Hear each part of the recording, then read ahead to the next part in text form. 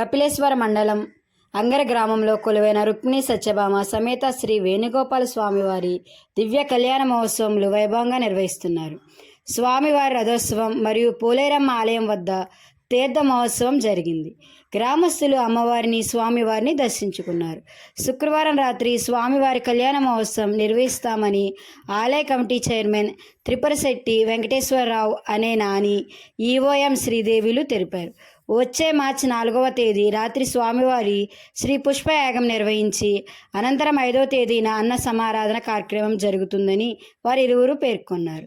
దైవ దర్శనానికి వచ్చిన భక్తులకు ప్రసాద వితరణ చేశారు.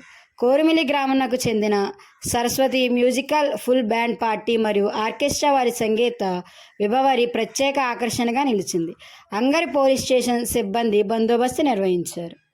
ఈరోజు అనగా 27వ తేదీ శ్రీ వేణుగోపాల స్వామి దేవస్థానం అంగరనందు మధ్యాహ్నం 1 గంటకు శ్రీ స్వామివారి యొక్క రథోత్సవము అంగరంగ వైభవంగా నిర్వహించడం అయిందండి.